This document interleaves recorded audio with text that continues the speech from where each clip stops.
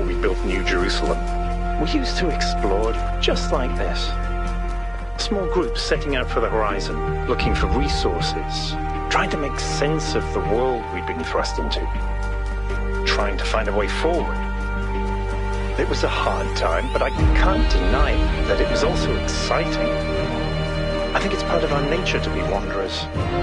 Our ancestors crossed entire oceans on flimsy wooden boats, just to see what else there was. Is it weird to feel nostalgic for a time I never experienced? I just think I could have contributed so much more back then. That's not weird, but it wasn't all sunshine. People died. Yemo, Calvin, Isaac. I know, Al. They were family to me. Sorry. I didn't mean to reopen old wounds. It's a legitimate point, but I don't think it invalidates the sense of wonder we felt. That's what kept us going.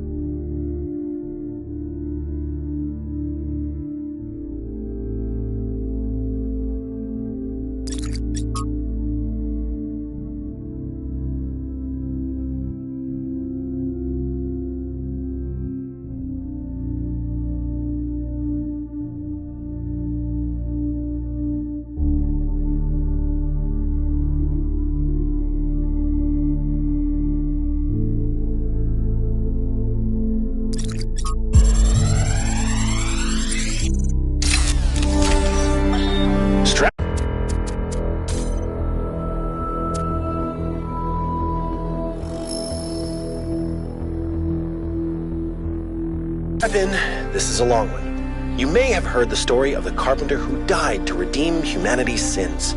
It's a powerful story, bittersweet, very human, and I just want to tell you that it's true. He was a real person, and his name was John Carpenter.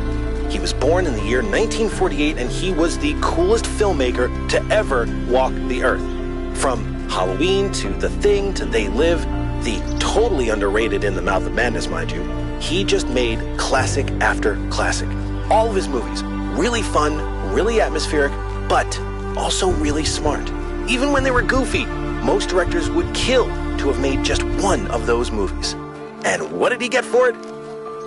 A big, fat truckload of nothing. Well, less than nothing. The studios, the critics, even the fans, they hated him. The Thing, okay, for example, which is about as perfect a movie as you can make, completely torn to shreds. And his career never really recovered.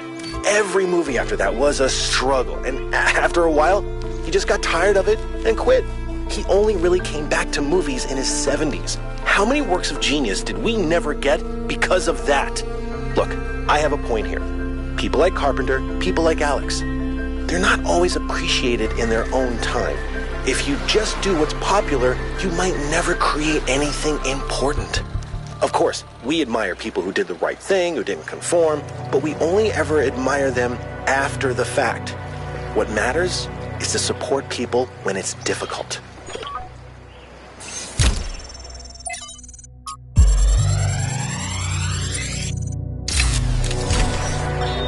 One of the most foolish illusions that commonly persist is that nature is a victim and humanity is a perpetrator.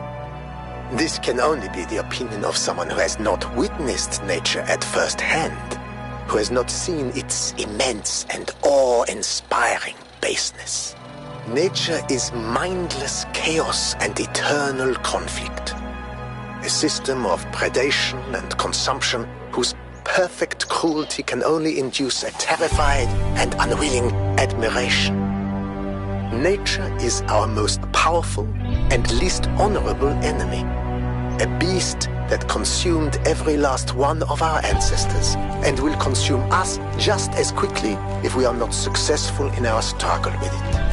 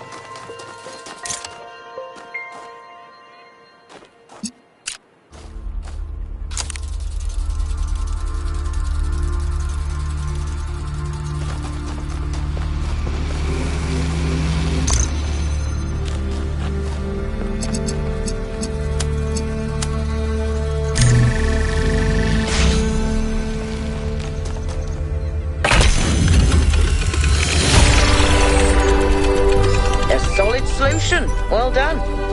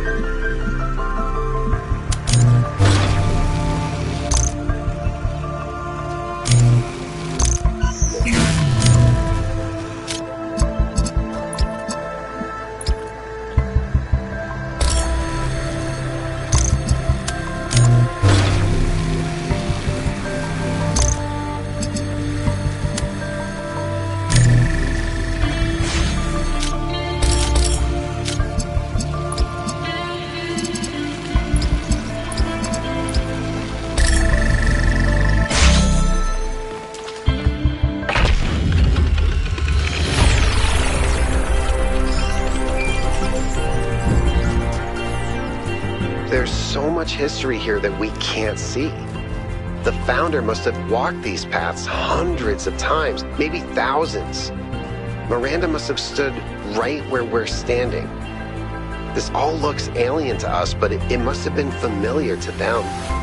If this was their home, where are they now? They must be inside the megastructure, waiting for us to pass the test. It's the only thing that makes sense.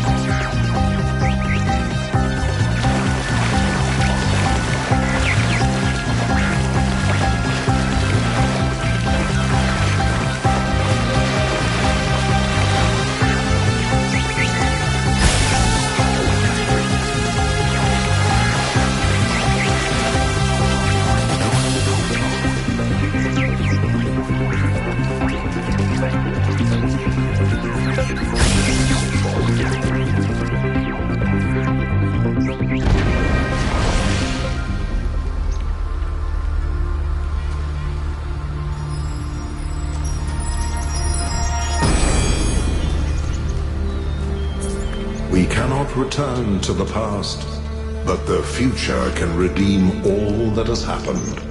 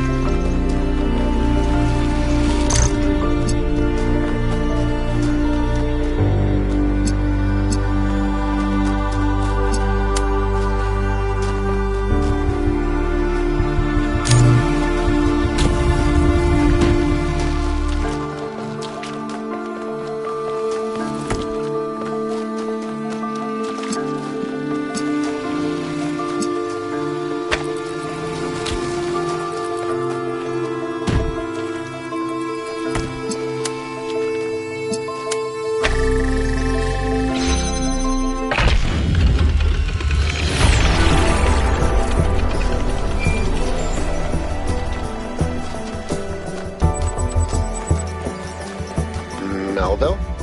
What is it now? Why did you upload a picture of your hand? Why do you care that my hand is in the picture?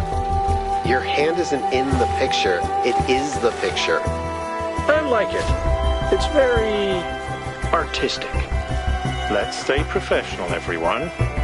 It's not right to make fun of Melville's comically absurd inability to take decent pictures.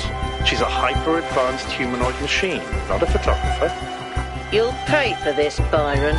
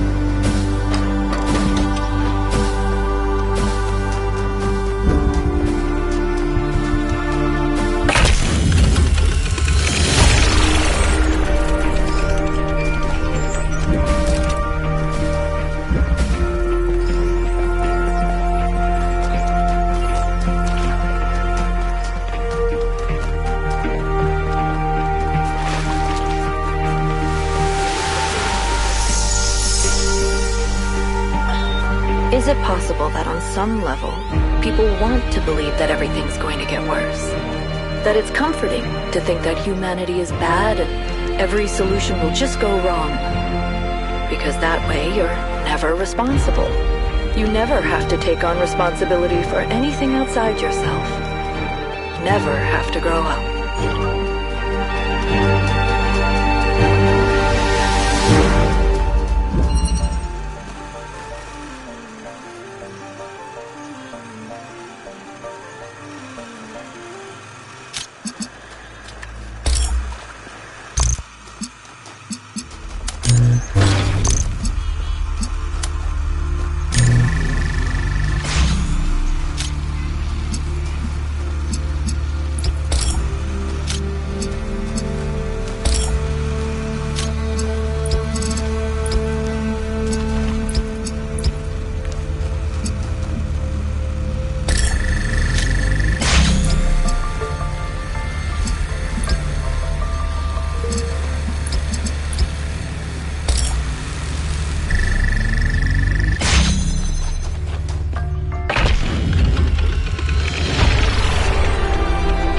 Congratulations. That one looked difficult.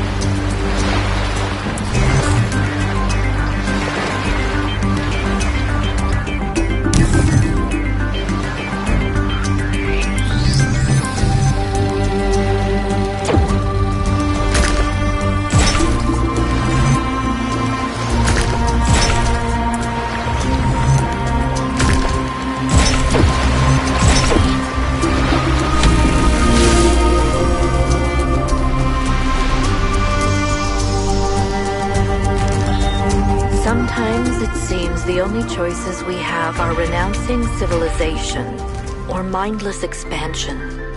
But that's not the only path forward. Embracing deliberate control over nature doesn't have to mean destruction.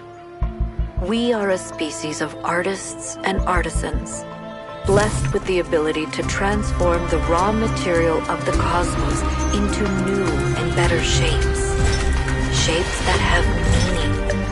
With our technology, we can take this chaotic world, so full of suffering, and turn it into a work of art.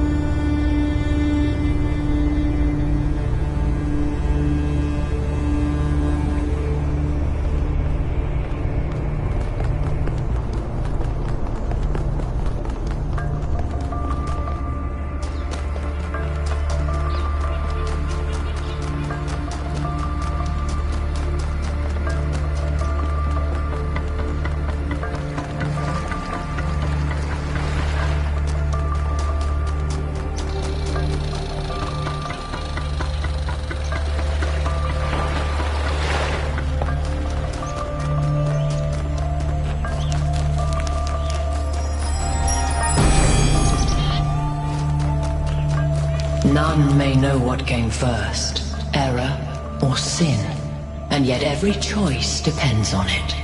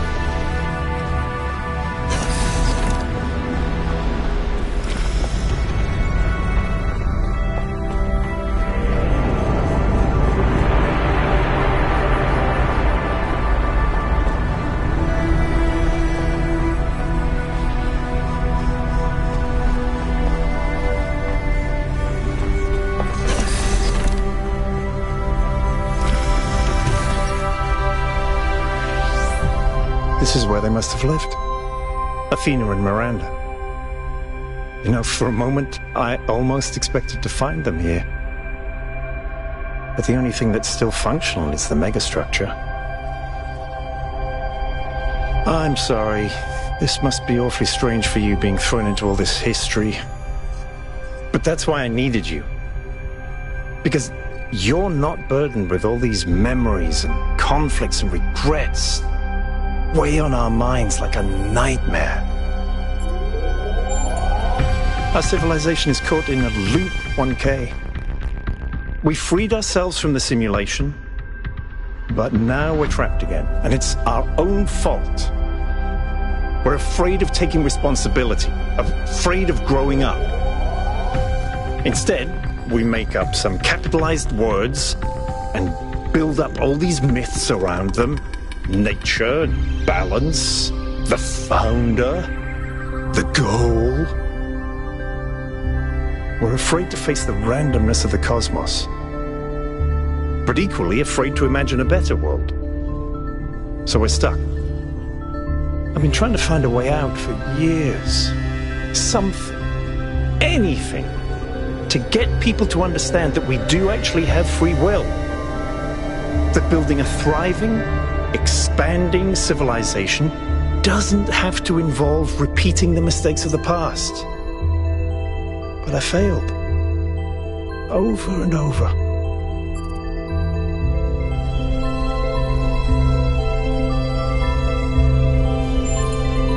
Yes. Because this is something unexpected. An anomaly. Everything we found on this island challenges who we have become. It shows us that different answers are possible. And maybe that can break people out of the loop. All we need is a spark. Maybe that's why she made all this. The puzzles, the towers. A way of jolting us out of our complacency.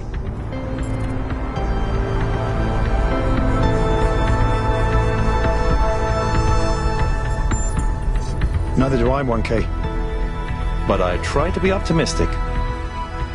Now, let's see what else we can find here.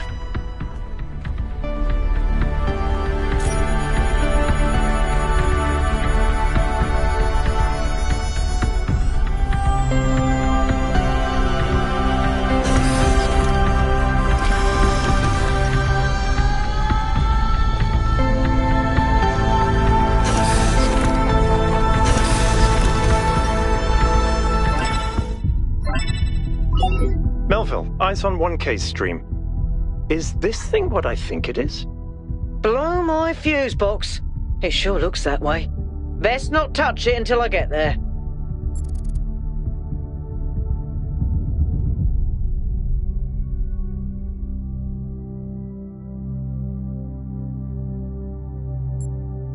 Because you have no idea what you're dealing with, 1K.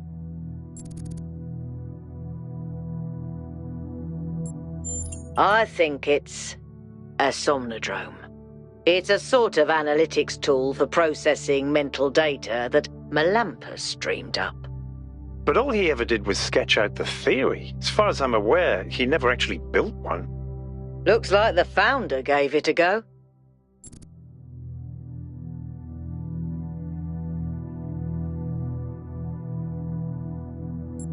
Well, what we know is that our deeper algorithms are hard to pass.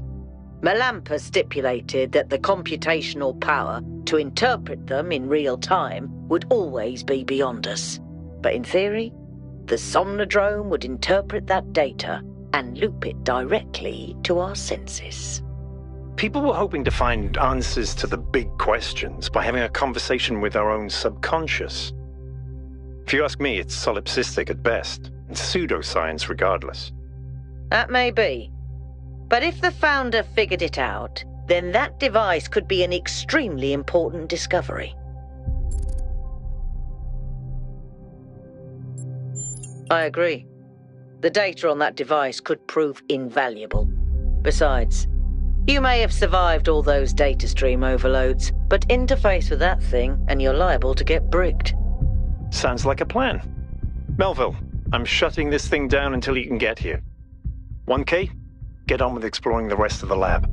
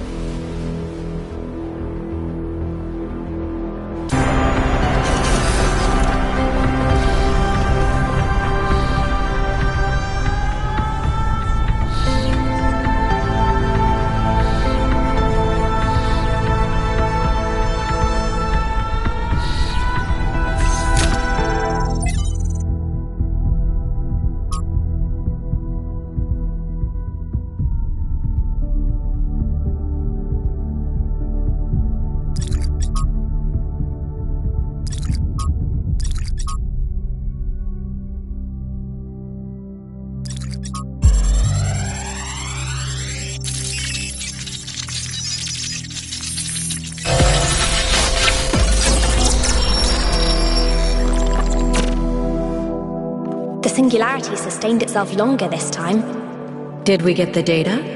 We did. I think we just obsoleted quantum physics. Maybe. Let's not get ahead of ourselves. We need to be able to replicate these results. You know, I've been wondering. You told me that in the simulation, one thing that kept you motivated was looking for answers. Do you think that with the work we're doing, we'll ever run out of questions to ask?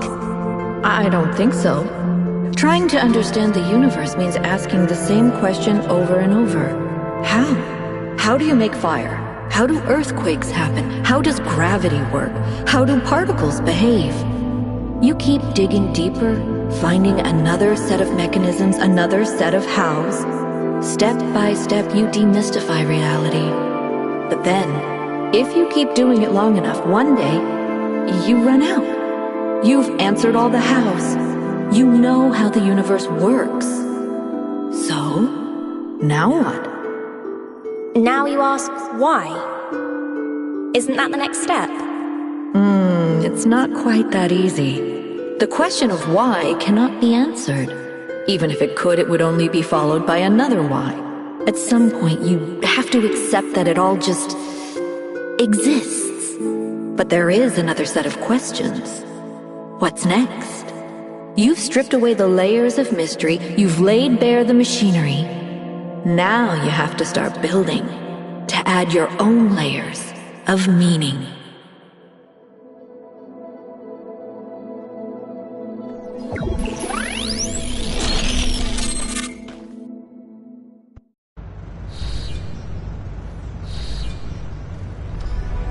Are you okay? You overloaded again. Yes, I saw. It came through on your stream. Strange to hear her voice again. But that was her. The way I remember her. The real Athena. Not this imaginary founder. I was one of the first she woke up. There was just a handful of us in those days.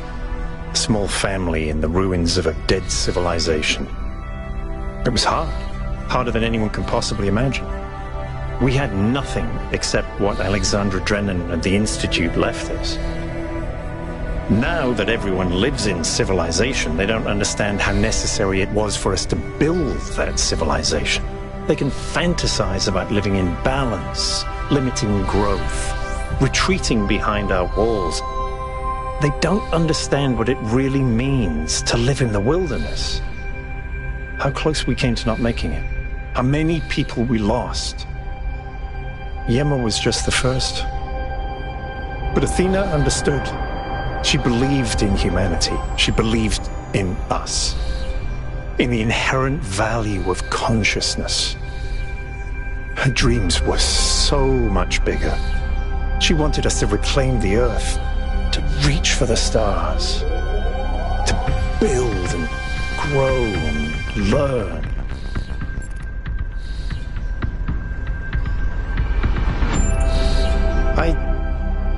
I don't know. I understand why she became frustrated when the city started thinking more about itself than about the future.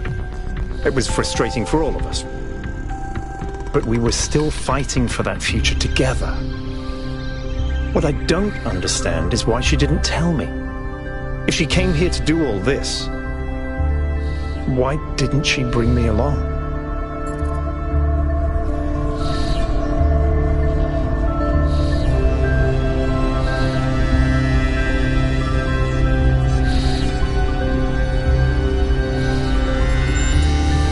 She did. She must have. I just don't understand. But if all this is a test, maybe there's an answer waiting for us in the megastructure. Speaking of which, let's get back to exploring. Melville should have reconnected the next station by now.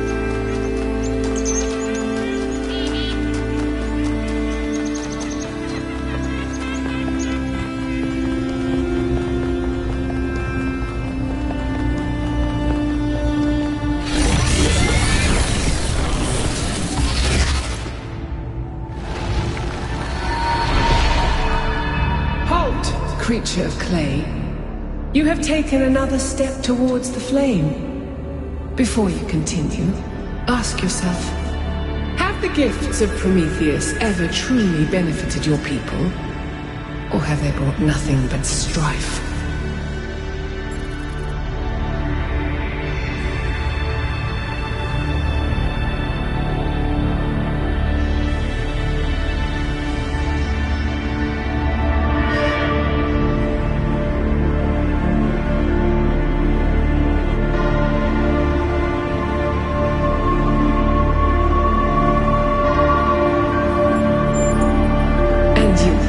Your mistakes until they destroy you.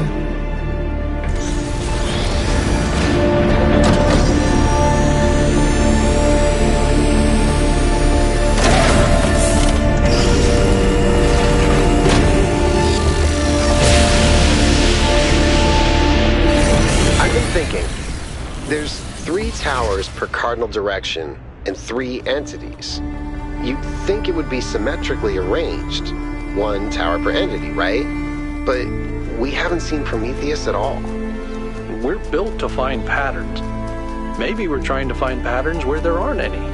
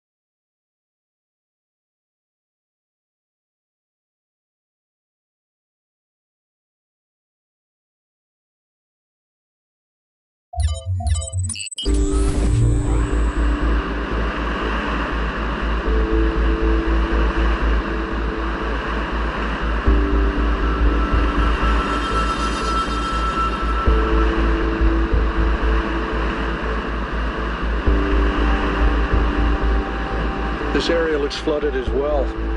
Our ancestors melted a whole lot of ice. After they died, most coastal settlements were claimed by the sea. South of New Jerusalem, there's a whole city under the water. We went there once with Garrus, when I was an apprentice. It was eerie. That's exactly why the Founder created the goal. When you go past the limits, this is what happens. Mother Nature always gets her revenge in the end. This isn't revenge, Al. It's just failure. People, cities, mountains. As far as the sea is concerned, it's all the same. Their mistake was forgetting that, telling themselves nothing would change. It always does.